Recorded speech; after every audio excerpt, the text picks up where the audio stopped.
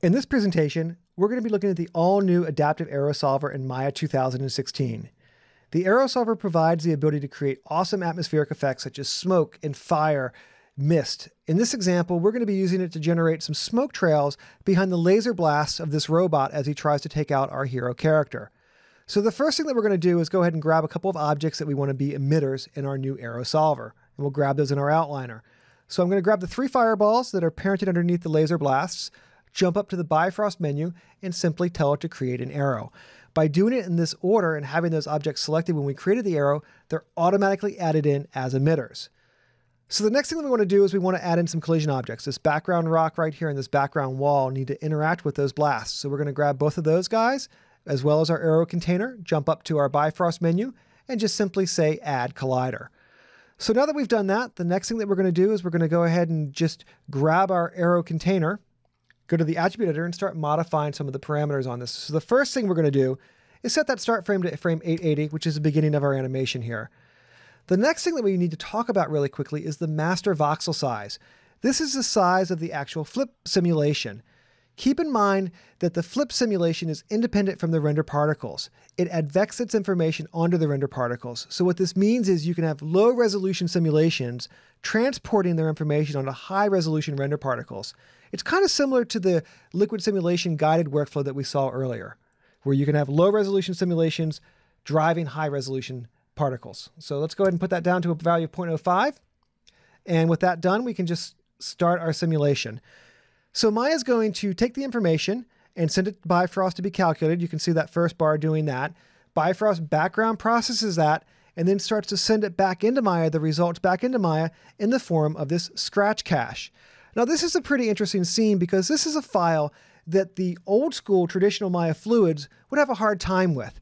It's a really large computational area that we're dealing with. It's got to have high quality. The objects are moving fast. So these are things that the old Maya Fluid Solver would really have a hard time with, that the Aero Solver inside of Bifrost really excels at. So you can see what we have here are the actual render particles that are being displayed in our viewport. And there's a couple problems right off the bat that I want to address.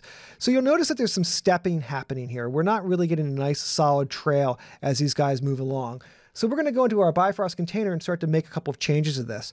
One of the things that you'll notice is the time stepping has the ability to be adaptive in the Aero Solver. So we're going to go ahead and make our min step be a little bit higher, and we're going to change that adaptivity value up a little bit higher so it's a bit more prone to kicking in more steps. So it's going to be in between 2 and 10, and it's going to be a little bit more prone to going to those higher numbers because we increase that adaptivity value. So with that done, the next thing that I want to do is just jump down to my air section, and I want to change this smoke threshold. This determines where the gas is. So I'm going to make this be a little bit lower. It's going to make the gas, this stuff kind of hang out a little bit longer. And we'll play this back one more time. So let's go ahead and resimulate this. So Maya again sends the information off to Bifrost. Bifrost starts calculating that in the background and sending that information back into Maya in the form of that scratch cache. So by making a couple of those changes or modifications to our scene, you can see that we now have a much nicer look to these guys. So far, everything that we've been doing has been looking at the render particles. Now, I mentioned before that the flip particles are in here, and those are driving those render particles. If we jump over to the arrow shape, which is our node that allows us to adjust the preview of our sim in the viewport, we can actually do a couple of interesting things. We could jump down here and we could say, you know what, let's just check out the component display what the actual flip particles look like. So you can see that's the lower resolution simulation that transports its information, advects its information onto those higher resolution render particles. Another way of looking at this is to look at the tile view.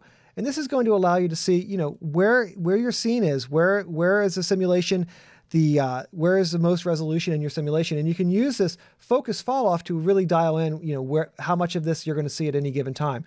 So if we just zero that guy out, what we're looking at right now is level 7. So this is the actual master voxel size. That's essentially what the flip simulation is dealing with right there. So we'll turn that guy off.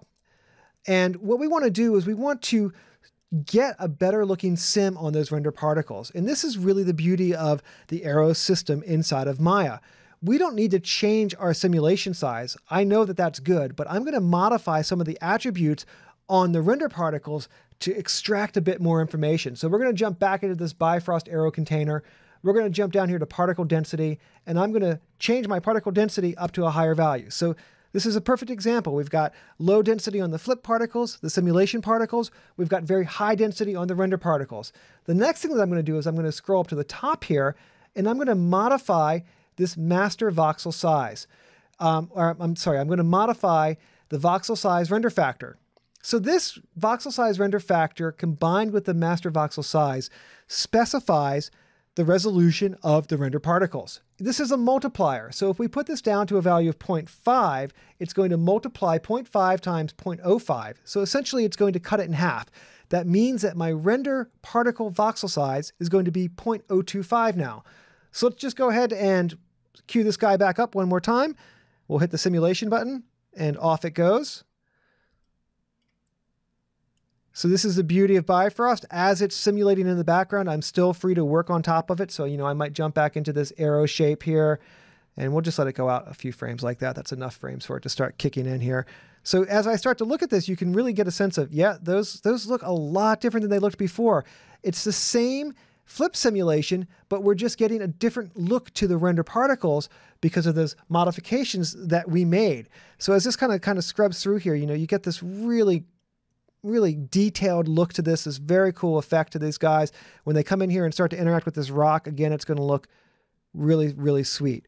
So let's go ahead and just jump over to our particles, our shape tab, and let's change some of these parameters here. So up until this point, we've just been looking at the render particles. I'm going to just go ahead and shrink those guys back down. I'm actually going to turn on the voxel display because the voxels are what we would actually end up rendering inside of Mental Ray. So let's just look at how we can visualize the render settings before we even commit to a software render in Viewport 2.0. So we'll go to that Bifrost Aero material. I'm just going to overdrive this guy pretty high. We'll put it up to like a value of like 30. It's really going to crank those guys up really high.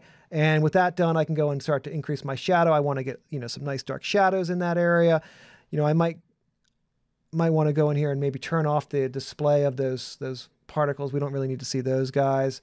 And then we can jump back in here and continue to modify this.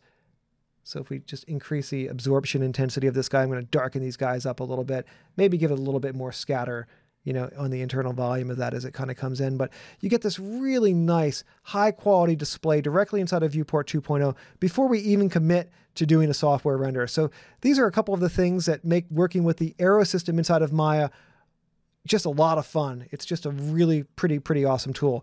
So let me go ahead and bring up a QuickTime Movie to show you what this looks like when it's all rendered out. So let's just jump over here. So this was rendered out in Mental Ray. So this is showing some atmospheric effects done with Aero. It's showing the blast trails, again, done with Aero. There's a little bit of rock hit here, a little bit of explosion happening there. Then we've obviously got that liquid simulation happening with the foam model on top of it. So those are a couple of examples of how we can work with the new Aero system inside of Maya 2016.